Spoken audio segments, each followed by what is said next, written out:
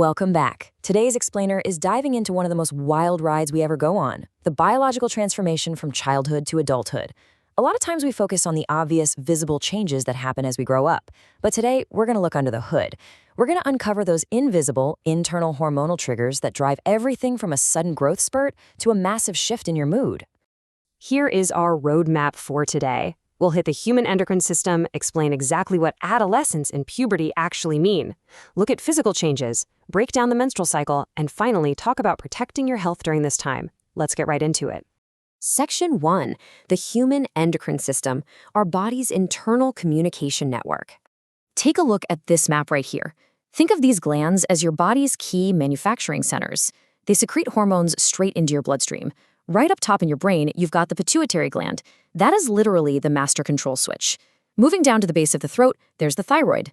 Near the liver, we find the pancreas. And down in the pelvic region, we have the reproductive organs, the ovaries in females and the testes in males. Every single one of these specific locations is a crucial factory for the chemical messengers running your body. Now, even before puberty enters the chat, your body relies on a baseline of non-reproductive hormones just to, well, survive. Take adrenaline, for example. In an emergency, boom, it floods your system, spiking your heart rate, your blood sugar, and your overall energy so you can react. Meanwhile, thyroxine is quietly managing your daily metabolism and growth. If you don't have enough of it, you can actually get a visible swelling in your neck known as goiter. And then there's insulin. The pancreas actively pumps this out to regulate your blood sugar. If that system fails, it directly leads to diabetes. So keeping these chemicals in perfect balance is absolutely crucial. Moving to Section 2, Adolescence and Puberty Explained. Defining the transition. Okay, let's clear up a massive misconception right now, because these two developmental terms get confused all the time. Adolescence is the big picture, the overarching period of transition. The World Health Organization actually defines this as a full decade, generally spanning from ages 10 to 19, though it varies from person to person. But puberty? Puberty is a specific biological milestone within that decade. It's the exact moment of growth when an individual achieves reproductive maturity and the reproductive organs actually start functioning. Basically, adolescence is the era, puberty is the event. But hey, growing up isn't just about physical changes, it is highly neurological. Up until puberty, the neurons in your brain are just constantly making new connections. But during adolescence, this fascinating process kicks in called selective neural pruning. Your brain literally starts ditching unused neural connections to make its active pathways super efficient. You are actually physically rewiring your own brain's processing power. How cool is that? Section 3. Physical changes during puberty. Let's look at those transformations. Let's contrast the specific physical changes that differentiate boys and girls during this stage. For girls, the hormone estrogen takes the lead, driving the widening of the hips and breast development, while the voice usually stays high-pitched.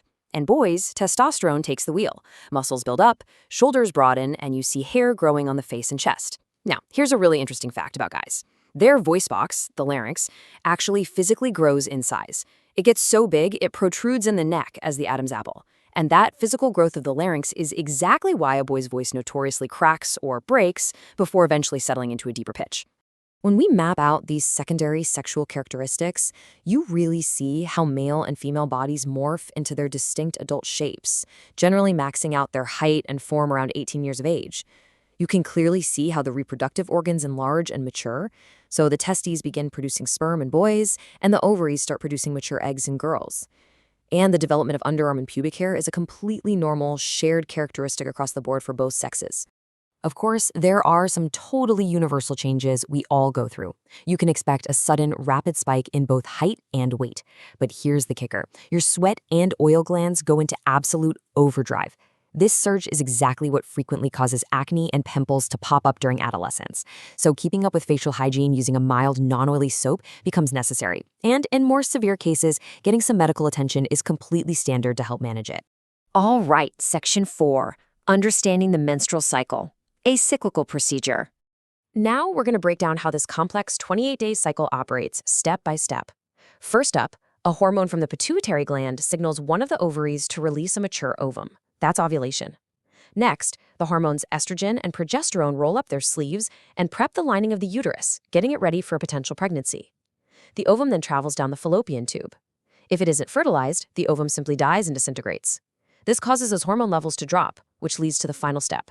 The thick uterine lining breaks down and sheds. This shedding phase involves a loss of blood, lasts about 4 to 6 days, and is known as menstruation. If there's no fertilization, the whole 28-day cycle just resets and starts over.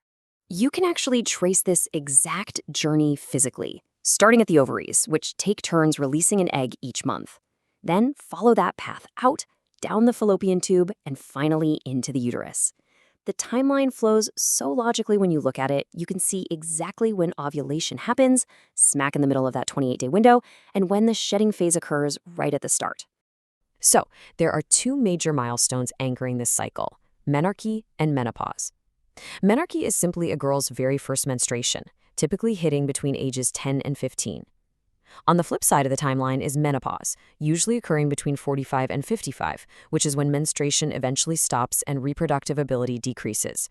Now, the data also highlights a couple of really important medical correlations to be aware of. For instance, if a girl begins her cycle earlier than age 12, statistics show a higher risk for breast cancer later in life.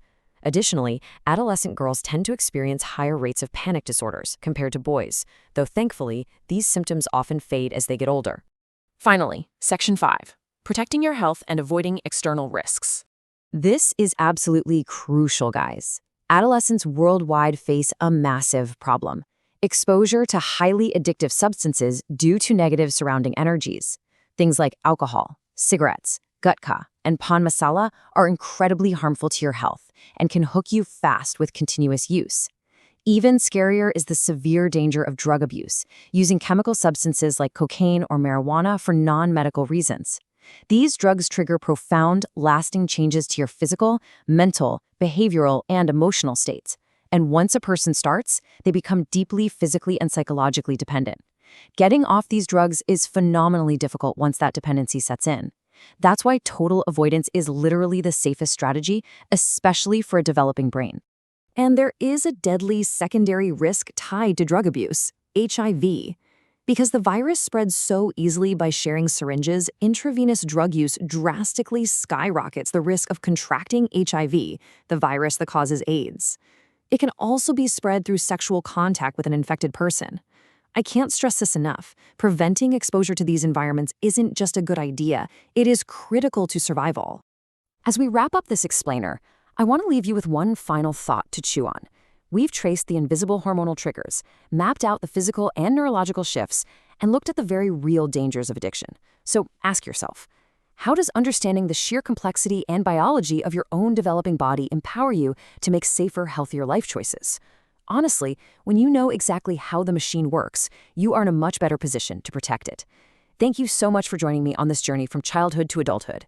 Keep learning, keep questioning, and I'll catch you in the next explainer.